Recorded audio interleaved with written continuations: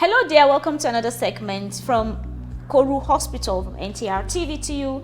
Koru Hospital has been one of our sponsors, and we have been trying to give you all the details you need in terms of your health. And Koru Hospital is a private hospital situated here in Ankara, capital city of Turkey, and we have been bringing to you so many departments, from the heart, from the pediatrician, from different aspects actually from this hospital. And today we have from the nose surgery department, and I am pleased to welcome to you and to introduce to you operator Dr. Emin Eren, who will tell us more about the nose, of course. So thank you very much for having you on NTR TV.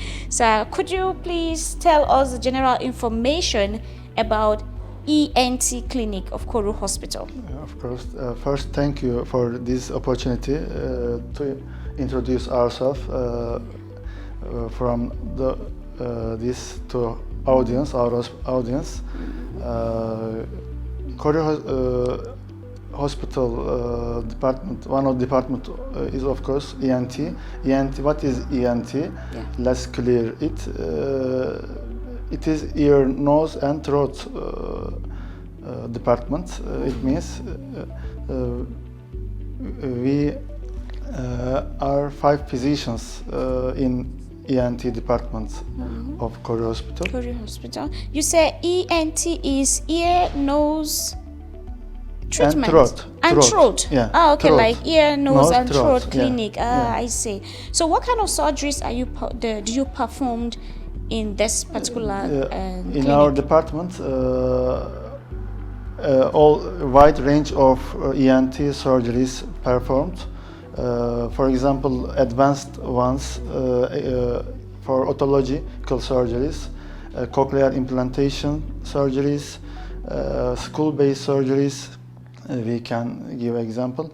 What is cochlear implantation? It is a bionicle implantation for providing totally hearing losses, which candidates doesn't benefit from hearing aids also. So last chance cochlear implantation is performed in our clinic. And for rhinological cases, advanced endoscopical sinus surgeries, sinonasal oncological surgeries also performed. In head and neck surgeries, advanced and revision secondary oncological cases are performed. And in facial plastic surgeries, rhinoplasties or otoplasty and chin augmentation surgeries also could be done here. Wow, there are so many surgeries in that area. So which one is your specialist, like the one you're very specialized in? In my practice, my special interest is facial aesthetic surgeries and rhinoplasty especially. In my practice, I generally perform nose surgeries and nose aesthetic surgeries. Okay. So what is rhinoplasty? Rhinoplasty means reshaping the nose appearance, changing nose appearance. Also, it has a effect also the breathing part, but mainly reshaping the appearance and how it looks like. Is it for fashion? Like, for example, some people just want to make it for fashion, or because of there's a disease inside, that's why you give this surgery? Of course, because the shape also affects the function. Oh, okay, I see. That's why. That's interesting. Yeah. What is septoplasty? Septoplasty means our nose has a wall inside wall, which is bony cartilaginous tissue. It divides our noses 2 holes, 2 apart passages, left and right side. If it is crooked, it can obstruct it can block our nose breathing. So it is called septal deviation, and the surgery is septoplasty. And of course, both of the rhinoplasty and septoplasty surgeries could be done, and often we perform as ENT surgeons. Often we perform together if there is any crooked part in the inside wall. Inside, as the rhinoplastic and the cystoplastic, you do the operation at the same time. Of course, plasty means changing or correcting. It means so if the deformity is inside, it means septoplasty, inside wall. If there is any distortion or any crookedness outside, it means rhinoplasty. Oh, I see. Yeah. Thank you very much. Yeah. Okay, you've already mentioned that the two can be performed at the same time. Of course. So, what kind of rhinoplasties are there?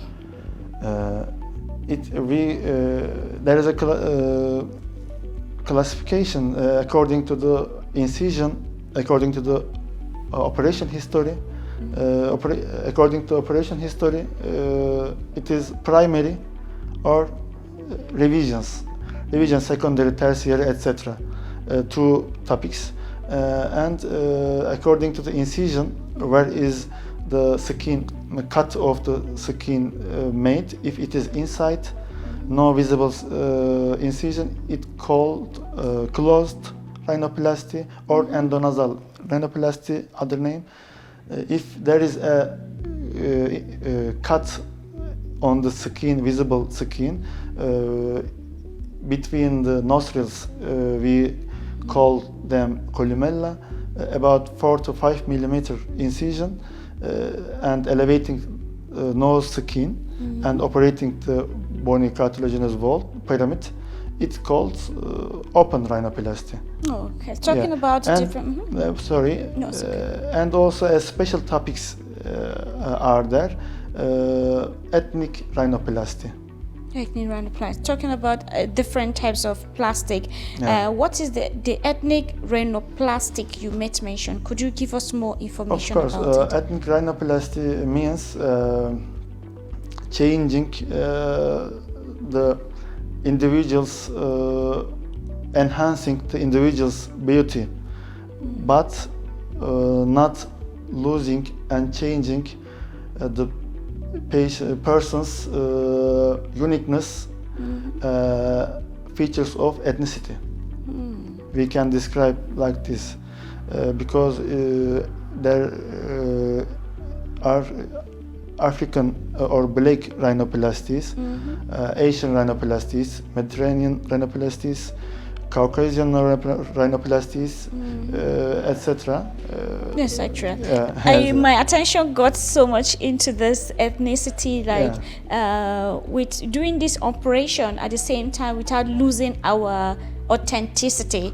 And which brings me to the next question. Okay. Could you describe the African rhinoplasty? Like Africa, our viewers are all from Africa, so this is a very interesting question. Yeah. In black nose or African nose, we can say that the noses have low radix, low dorsum, and wide dorsum also, and low projection. What is projection? Let me give a detail about this term.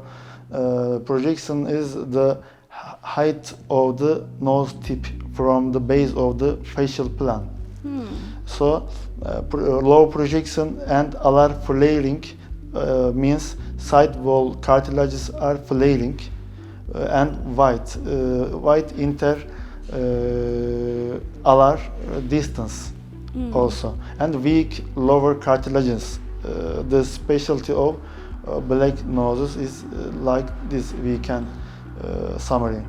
So, do you think an Asian person would like to have the African rhino because I'm just curious. I never knew there's an African nose different like that. I just know there's different shapes like my own, of course. It's obviously look different. Okay. Yeah, so after the surgery and all those process in this operation, how long does the healing process takes? Healing process, early period. For early period, it is about 2 weeks, we can say, and long-term period, it takes about 9 months to 12 months, we can say. In closed rhinoplasties, closed ones heals faster than open ones, about 3 months earlier. I see. So is there any limitation about the age of the patient in terms of this surgery? The limitation, of course, because we perform our surgeries on the bone tissue, also cartilaginous tissue, also on the face. So it is important the maturity of facial and nasal bones, maturity age. It is it is like 17 year old in women, and 18 among men. But of course, the main mental maturity, mental side is mandatory. Mental maturity, maturity is independent from facial bones maturity. Depends on that person's gene also as well, right?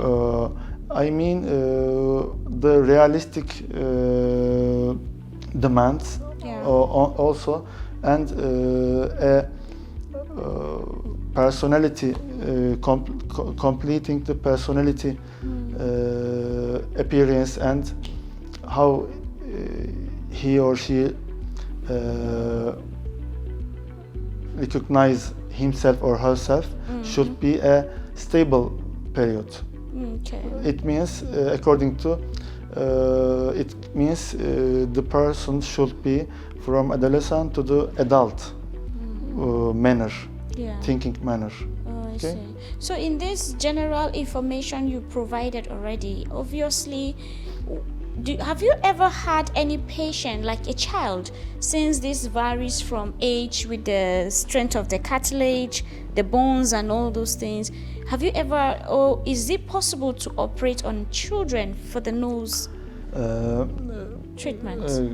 It is really rare occasion when we operate them, because our inside wall of the nose has growth points, 2 points. So we can disturb it while surgery. So cautiously surgery it needs, and so limited touches to the inside wall, because it may cause in long term syndromic appearance in the face, because while growing the face, but if we disturb the nose's growth points, it won't be correlate to the face. To the face, I see. So if it is too many obstruction, and if it causes sleep problems, especially apnea, obstructive sleep apnea, maybe a limited touch without disturbing these growth points, maybe. Oh, I see. So in general, Koru Hospital has lots of international patients from other departments that we have interviewed so far. In your own professional, for this year's, which one do you think people always come? Is it for the fashion, or because there's a problem in their nose, that's why they need to shape it? Which is more that you have experienced here? In my experience, mostly the appearance, for appearance, for reshaping outside of the nose, mostly performed foreign patients. Foreign patients, I see. So hopefully, so if I want to have my nose done, I could just come to this the clinic and I will get it. Well, maybe probably I'll get the Asian nose, huh? I'm just joking about. I think I like the African one on my face. Okay, sir. So I would love to know the general. What is your own advice to our viewers over there about the nose? Because I mean, the nose is, in as much as the heart is very important, also each part of the body has its own special function that makes it special for us, right? Of course. So what will be your advice to our viewers on taking care of their nose, or they should quickly see the doctor if they notice a particular symptom that might be dangerous to their health? Do you mention for emergency situations? Yes. Of course. Let me say a point. If in child, especially under 5 age, if there is single-sided purulent, which means yellowish or yellowish secretions and persisting, it should be a sign about foreign body in the nose, not infections, etc. If there is a persistency to the medical treatment also, sometimes the medical treatments repeatedly given them, but they should visit a ENT specialist as soon as possible. Also, nose bleedings, I can give information about it.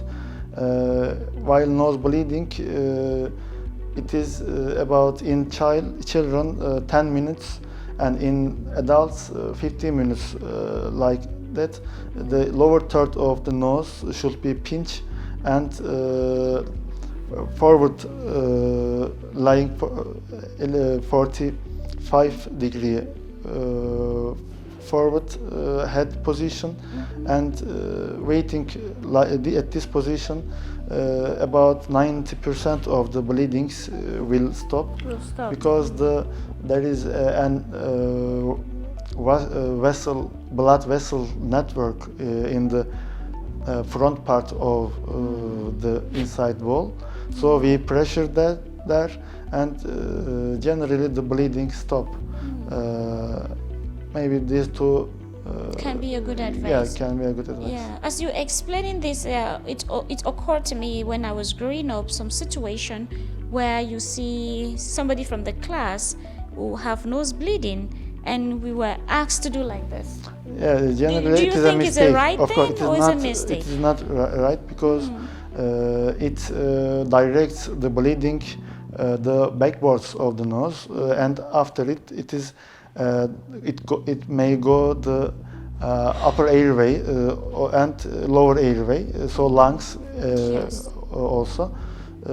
By only making our head towards forward, front, it can be a controllable and controllable bleeding. We can see if it has stopped or not, but if we do like this, we can't exactly know if it is stopped or not. And also we can the patient may have a plugs and obstruction of the upper airways. Since the nose, the ears, and the throat, they're kind of connected. Of course, connected. All the three parts are integrated. Yes, each other together. Yeah, I hope so. It's important. Once we take care of the nose, we should take care of the ears and also the throat as well. Sure. And in a situation of cold season, which is very sensitive to the nose, do you think the the winter period, especially in Turkey where there's a snow and all those things, do you think it could be another issue that triggers the diseases or issues that has to do with the nose, since you always blow it when you cry or something like that? Do you mean the Effects of cold to the nose? Cold, of course. The nose is the first defense part of the upper airway, also airway systems. So if it works well, because it is apart from mouth, because it is like a filter system of the lungs. Also, it humidify the air. It has a function of clearance of the air also. So if the filter is not working, so the microparticles in the air easily could go to the lungs and may lower airway infections easier than usual. Okay, thank you very much for this wonderful information given. Thank you. And hopefully that our viewers from Africa will see it's worthy to contact this clinic for more details and also for future treatment. Thank you so much, Dr. Emin Eren. Yeah.